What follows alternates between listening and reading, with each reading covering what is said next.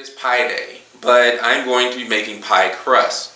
Turns out this is something that's relatively straightforward, but it can be super intimidating because if you don't get the science right, if you don't respect the chemistry of how this is supposed to go down, you can end up with something that's kind of terrible. And nobody wants a terrible crust for a real great pie. So let's get started. So one of the first things you have to do is actually start combining your stuff, and if you didn't see it in the video I made on sweet potato biscuits, I don't use a sifter, I use a strainer, just because it's a bit easier to get everything going. So what I'm going to do is use a single crust recipe. There are double crust recipes out there, and they're all pretty much the same. You need really cold butter, you need flour, you need ice water, with a couple of possible changes, and a little bit of salt. No leavening this time, because we don't want the crust to rise very much while it's baking. And I'll get into what does actually make that work once we get there. But up first is to add the flour, and I'm going to do that, and you'll see it on camera 2. So, I'm going to use my 1/3. So that's 1, 2, 3, and a little bit more. Now I'm going to have some more flour left over in the end because I'll have to roll it out on the surface, but for right now that measurement is fine. So now I'm adding some salt, and instead of a sifter I can just shake. Everything gets in there nice and even. So, done with that. Now, the next thing to do is you're going to need really cold butter. And I've got to work that in relatively quickly because we don't want any of the butter to melt. Reason being, the butter contains water. When it goes into the oven and starts cooking, the steam from the water is what's going to cause that pastry to puff up a little bit and give it that nice flakiness. It's possible to change that out using vegetable shortening. You won't have the water content, so you won't get the flakiness, but you'll still get some of the structure. So in this case, I'm going to use all butter, which means that, yeah, it's not all that great for you. So, grabbing the butter straight from the fridge, dropping it directly in, and I'm going to, come on butter, there we go. So I'm going to take hand blender and mash that up. The rationale behind doing it this way is that if you use anything else, like a food processor, you run the risk of adding too much mechanical energy and getting a bunch of heat in there. And heat will cause the butter to melt. The butter straight from the fridge should be cold and should stay that.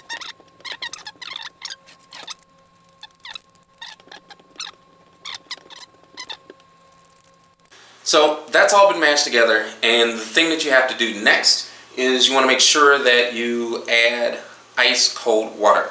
The way to guarantee that is we're going to have actual ice, we're going to have actual water, and the trick then is that you put it in a cocktail shaker. This will make everything reach the same temperature altogether, and then we can just add in the water bit by bit. So I'm going to go in here and grab some ice. Now, I've got this here chilling to make some ice water. I'm going to grab a cocktail strainer. This will allow me to guarantee that all I'm getting is the water, and I won't have to worry quite so much about the ice. And I'm back. Cocktail strainer, great secondary use. So the whole idea here is you don't want to have too much water in the dough, but you want everything to stay as cold as possible so that you get no melting, so that when the butter does actually melt, you're going to get steam from it only in the oven in the presence of everything else, so you get those nice flaky layers. But in order to make a dough, we actually do need some amount of water. So I'm going to add a little bit, stir it around to keep it going, and for that I'll need a nice spoon. So let's make some dough. So, a little bit of ice water, stir it together. A little bit of ice water, stir it together. starting to stick. A little bit of ice water. Stir that together. The rationale is you stir it together slowly, bit by bit. In the process, you don't want to add too much because you do want this to be relatively dry. Not dry. You want it to just stick together. Right? So I've got some left that's not sticking everybody, so let's just add a little more water.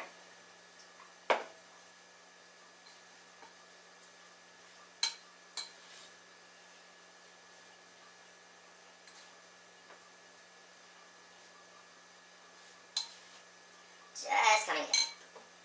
A little more water.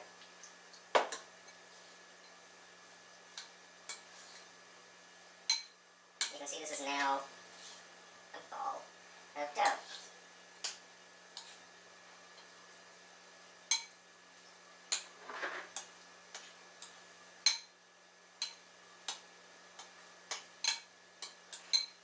So if I've done this right, I've got a ball of dough. It's cold because of the ice water, which means that the butter didn't get a chance to melt at all. And now I'm just going to knead this very lightly. You don't want to overwork it because then things can get tough and gummy. But once that's done, I get to put it in the refrigerator, let it cool, and let it rest. This is going to want to snap back to its original shape. If I start rolling it out right now and stretching it, it's going to want to come back to the shape it's originally in. That's going to be a problem if I want to use it as a proper pie crust where I need to actually drape it over a pie pan and push it down and kind of have it stay put. So what we're going to do is wrap it up in some plastic after giving it a couple kneads, and then it gets to sit for a while, and at some point later on in the day we'll properly celebrate Pie Day by making an actual pie of it. So back to camera 2 so you can see what.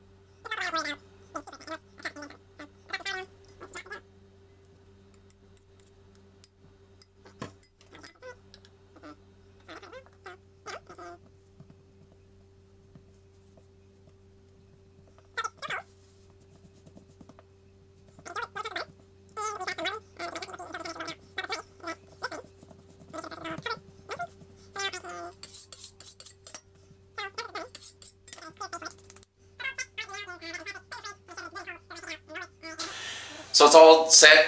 All I have to do now is wrap it in plastic, put it in the fridge to make sure that it's good and cold so that when I take it out and roll it, it'll behave. Alright, welcome back.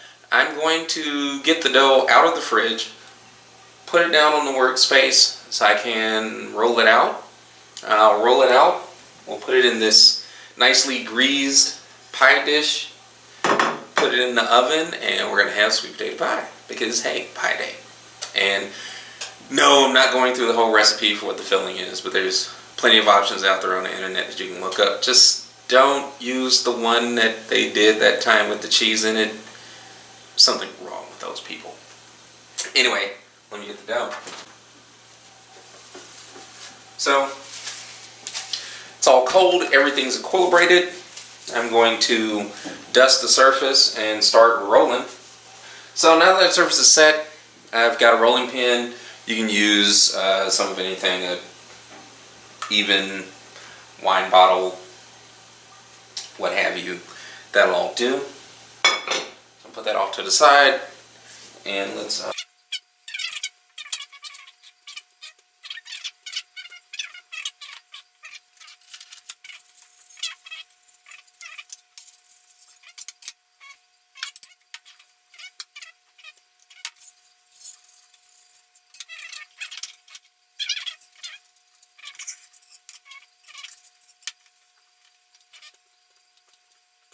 I'm going to check for size.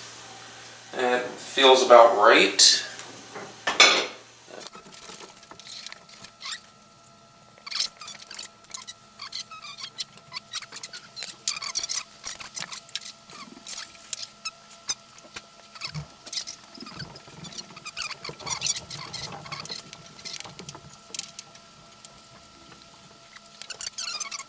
So that's all in place. So the only thing left to do now is add the sweet potato pie mix. I made it in advance. Just throw that in there.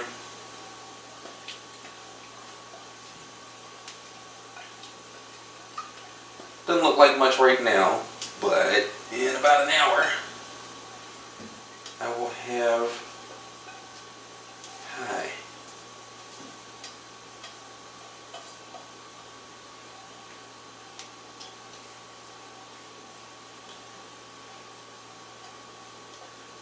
Okay. So the oven is already sitting at 350.